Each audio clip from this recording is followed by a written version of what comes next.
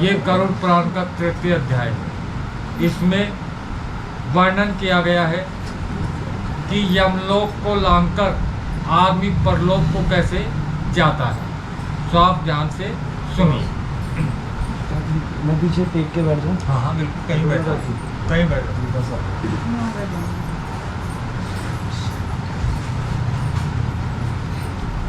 गरुड़ जी कहते हैं कि हे भगवान, यम के मार्ग को लांघकर पापी यमलोक में जाकर कैसी यातनाएं भोगता है, आप मुझसे कहिए।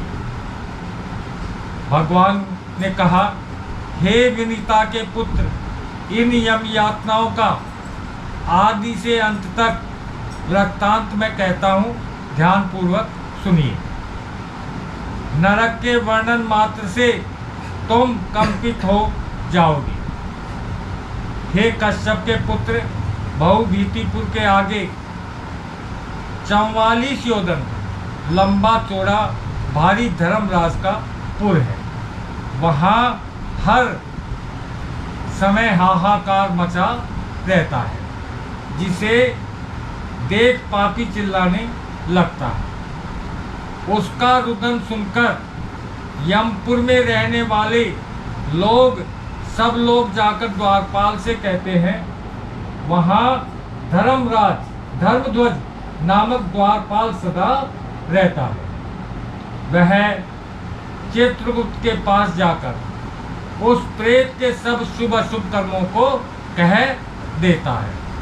तदंतर चित्रगुप्त धर्मराज से निवेदन करते हैं, हे गरुड़, जो मनुष्य नास्तिक हैं, पापी हैं, उन सबको धर्मराज भली भांति जानते हैं। तो चित्रगुप्त भी उनके पापों को पूछते हैं। सब कुछ जानते हुए भी चित्रगुप्त श्रवणों से पूछते हैं। श्रवण ब्रह्मा के पुत्र हैं। वे स्वर्ग, पृथ्वी, लोक, पाताल में घूमा करते हैं। उनको दूर ही से सुनने का ज्ञान है और दूर से देखने वाले उनके नेत्र हैं। उन श्रवणों की स्त्रियां भी उन्हीं के समान हैं। अलग अलग नाम श्रवणी हैं। ये सब स्त्रियों की चेष्टाओं को जानती हैं। वे पुरुष और स्त्रियों, स्त्री पुरुषों के प्रकट और गुप्त किए हुए कर्म और वाक्यों को चित्रगुप्त से बता देते हैं।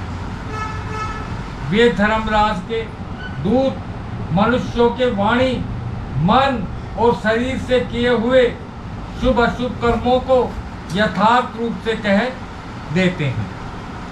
मनुष्य और देवताओं के अधिकारी उन सत्यवादी श्रवणों से ऐसी शक्ति है कि वे मनुष्यों के सब कर्म को कह देते हैं। व्रत, दान, सत्यवाणी जो मनुष्य उनको संतुष्ट करता है, उनके लिए सौम्य पुरुष स्वर्ग और मोक्ष देने वाले होते हैं। वे सत्यवादी श्रवण पापियों के कर्मों को जाकर धर्मराज के सामने कह देने से दुखदायी हो जाते हैं।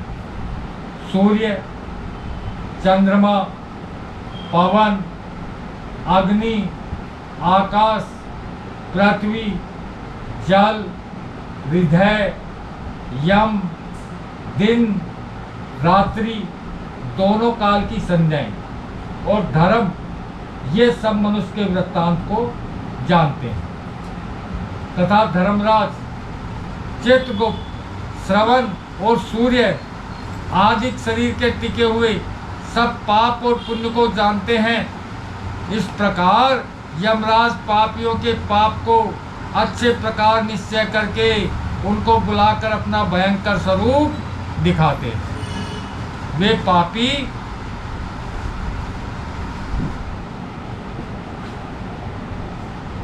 लोग दंड हाथ के लिए बड़ी काया वाले और भैंसे पर चढ़े हुए यमराज के भयंकर रूप को देखते हैं तथा वे प्रलय के मेघों के समान गर्जने वाले, काले पहाड़ के समान बड़े शरीर वाले, बिजली की सी कांति वाले, भयंकर और 32 भुजा वाले हैं। 3 योजन अर्थात 12 कोस का लंबा चौड़ा उनका शरीर है और बावड़ी अर्थात बावड़ी के समान उनकी आंखें हैं। मुख में भयंकर दाढ़ है, लाल आंखें और लंबी उनकी नाक है तथा चित्रगुप्त भी मृत्यु और ज्वर आदि से युक्त बड़ा भयंकर है।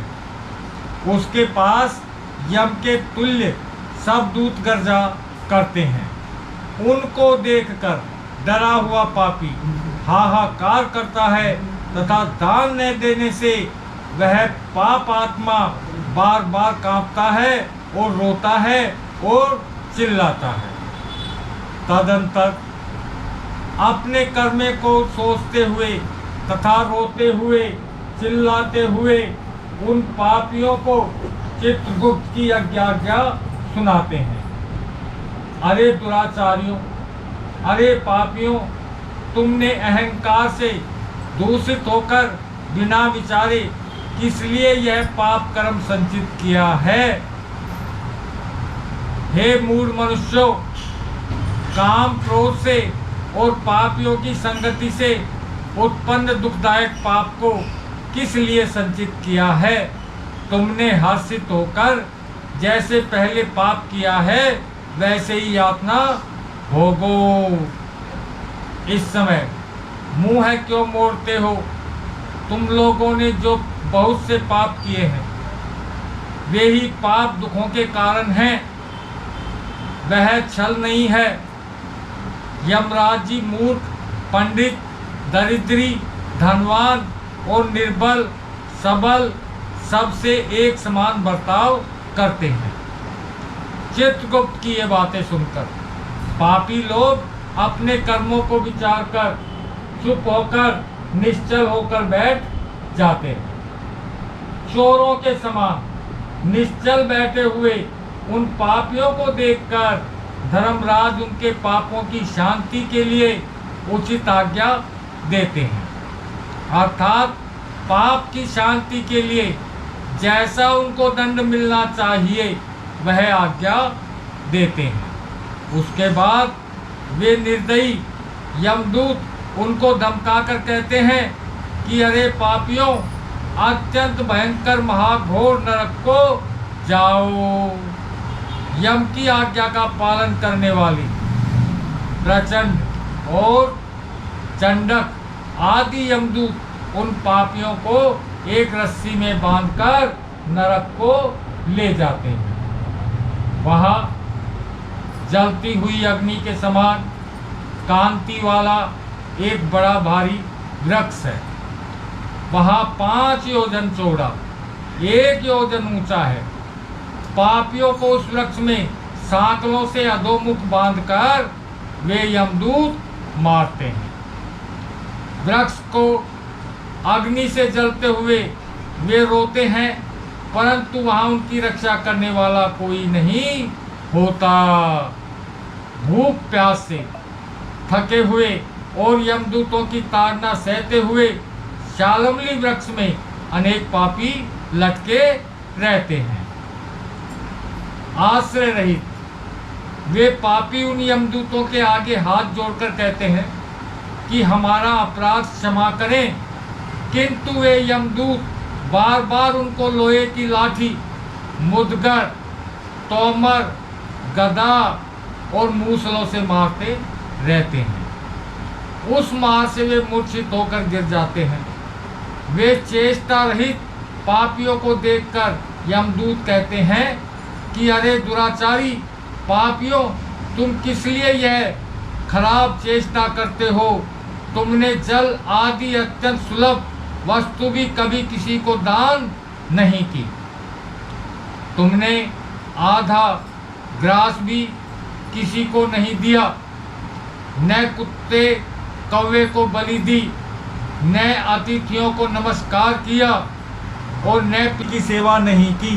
पति के मरने पर सती भी नहीं हुई, विधवा होने पर तपस्या नहीं की, इससे हे देहिन अपने किए हुए कर्मों का फल भोगो। अपने पूर्व कर्मों के द्वारा अत्यंत दुखदायी ये नारी शरीर पाया। उसमें न कभी मांस उपवास किया, न कभी चंद्रायन का व्रत किया, न कभी नियमों का पालन किया। ये शरीर इस प्रकार स्त्री और पुरुष जीव अनेक विलाप करते हुए और अपने पूर्ण देह को स्मरण करते हुए कहते हैं कि हमारा मानव शरीर कहाँ चला गया। ऐसा कहता हुआ वह जीव यम मार्ग को चला जाता है। 17 दिन तक वह प्रेत रूपी वायु के समान चलता है। हे गरुड़, 18वें दिन वह प्रेत सौम्यपुर नामक नगर में पहुंचता है। उस सौम्यपुर नामक नगर में महान प्रेतों के गणराज रहते हैं। वह पुष्पभद्रा नाम की नदी है और वही अत्यंत सुखकारी और सुंदर एक वट वृक्ष है। यमदूतों के साथ जीव वहाँ विश्राम करता है और स्त्री पुत्र आदि के सुखों को स्मरण करके दुखी होता है। धन, नौकर, स्त्री आदि की चिंता करता है तथा वहाँ यमदूत कहते हैं कि धन, स्त्री, पुत्र, भृत्य यह सुख भोगने वाले यहाँ कहाँ हैं? हे मूर्खों, अपने किए हुए कर्म को फल को भोगते हुए अधिक काल के मार्ग पर चलो। हे परलोक यात्री, यम के पराक्रम को तू नहीं जानता। तुम्हारे ऐसे पापियों के साथ चलने वाले हम यमदूतों के बल को तू नहीं जानता। तूने कभी ऐसा प्रयत्न नहीं किया जिससे यम यातना न हो। अब तो तुझे निश्चय करके यमलोक को चलना होगा, इसमें कोई मोल भाव नहीं हो सकता। यमलोक को तो बालक भी जानता है। क्या तूने कभी यम यातना नहीं सुनी थी? क्या ब्राह्मणों के मुख से कभी गरुड़ पुराण नहीं सुना था? यमदूत ऐसा कहकर मुद्गरों से मारते हैं। वह मूर्छित होकर गिर जाता है, उठता है, दौड़ता है। यमदूतों के फंदे से बलपूर्वक घसीटा जाता है। घर से 13वें दिन वह जीव चलता है। 18वें दिन सौम्यपुर नामक नगर में पहुंचता है। मतलब घर से निकलने के बाद उसको 5 रोज लग जाते हैं, फिर वो सौम्यपुर नामक नगर में पहुंचता है। वहां पहुंचकर स्नेह अथवा श्रद्धा पूर्वक पुत्र पौत्रों के द्वारा दिए गए मासिक श्राद्ध का भोजन करता है। फिर सौरीपुर को गमन करता है। सौरीपुर में यम के स्वरूप को धारण करने वाले जंगम नाम का राजा रहता है। उसको देखकर वह भयभीत हो जाता है और वही विश्राम करता है। उस नगर में पहुंचकर त्रिपादिक अर्थात 3रे महीने में दिए गए श्राद्ध व अन्न जल को भोजन करता है और उस नगर को पार करता है। इसके बाद वह प्रेत शीघ्रता से नगेंद्र भवन पहुंच जाता है। वहां अत्यंत भयानक वन है। उसे देखकर वह दुखी होता है, रोता है, चिल्लाता है।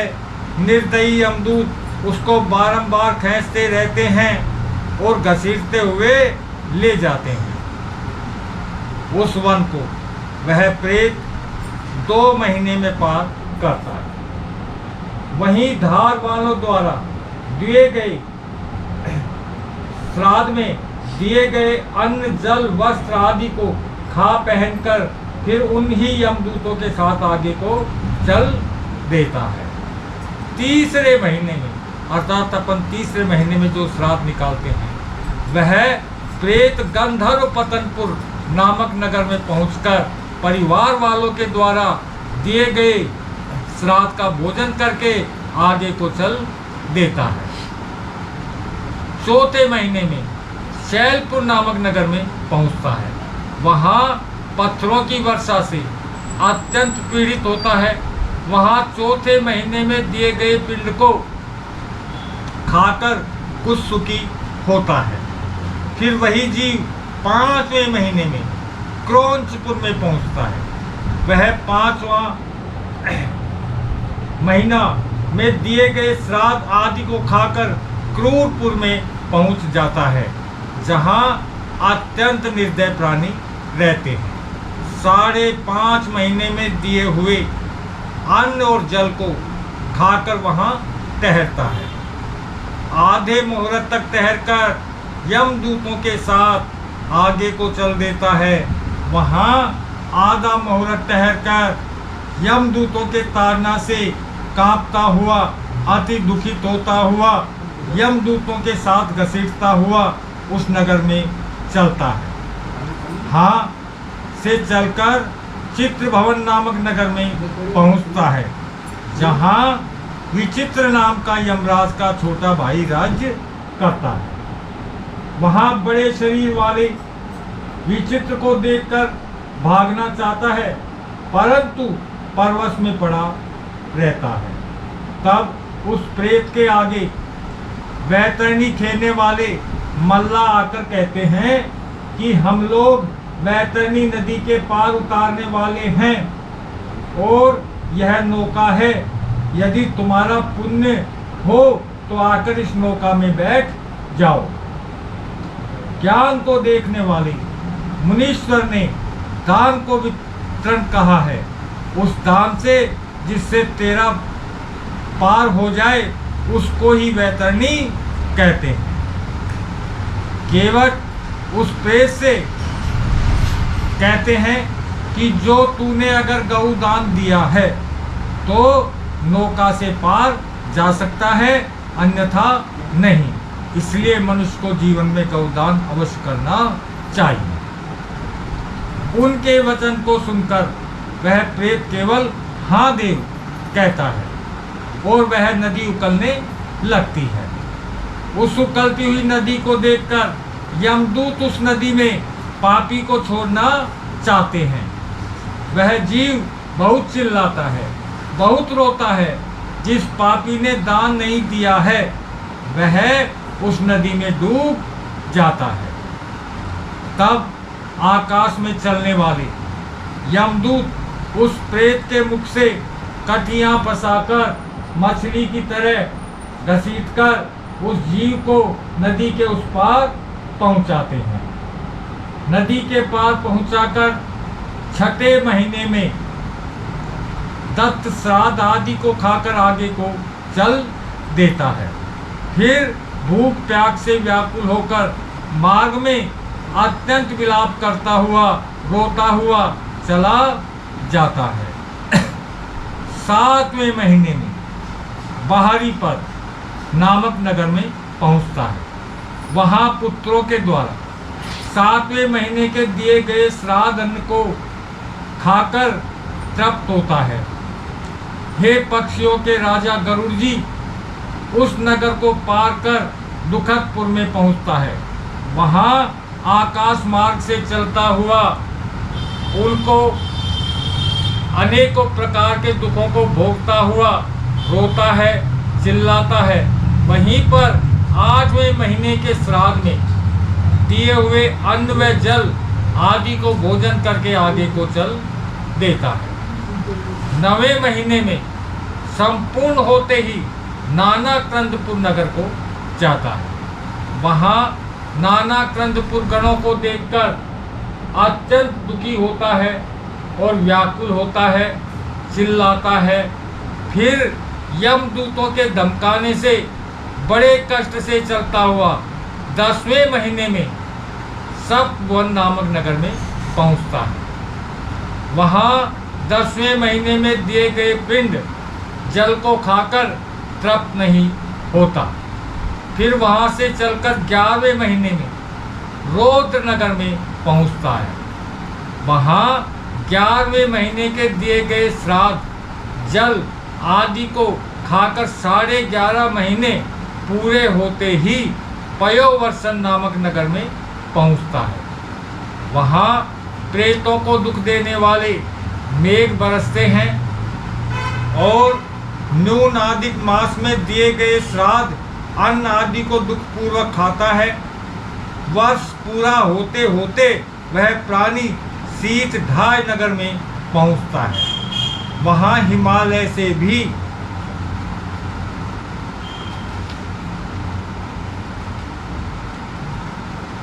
अधिक शीत पड़ता है और शीत और भूख से प्रेरित होकर वह जीव दसों दिशाओं को देखता है कि क्या यहाँ कोई मेरा बंधु है जो हमारे इस दुख को मिटावेगा।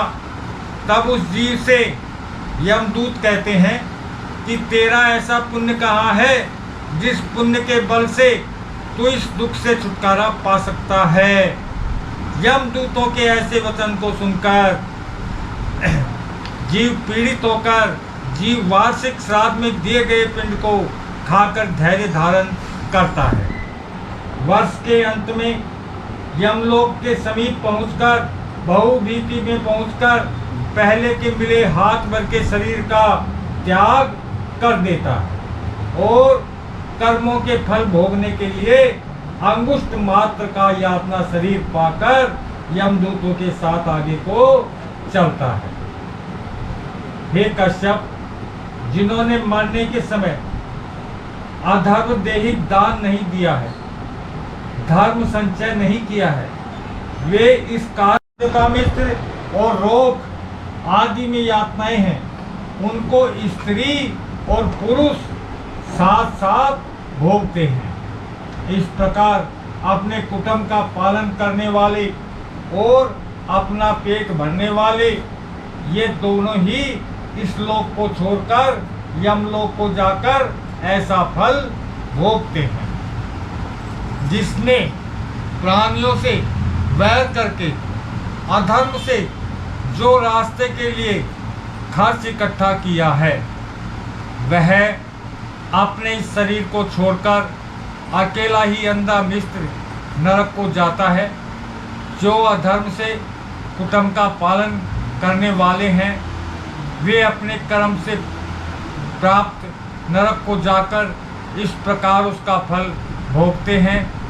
जैसे किसी का धन चोरी हो गया और वह दुखी होता है। जो केवल अधर्म से ही कुटुंब का पालन करने में उद्यत है, वह आखिरी तामसा अंधता मिश्र नरक को जाता है। नरलोक से नीचे जितनी यातनाएं हैं, उन सबको कर्म से भोगकर अशुद्ध होकर फिर इस मृत्यु लोक में आ जाता है। बोलिए श्रीमन नारायण नारायण नारायण, श्रीमन नारायण नारायण नारायण, लक्ष्मी नारायण नारायण नारायण, लक्ष्मी नारायण नारायण नारायण, भजमन नारायण नारायण नारायण, भजमन नारायण नारायण नारायण, श्रीमन नारायण नारायण नारायण, लक्ष्मी नारायण नारायण नारायण, भजमन नारायण नारायण नारायण, श्रीमन नारायण नारायण नारायण, भजमन नारायण नारायण नारायण, श्रीमन नारायण नारायण नारायण।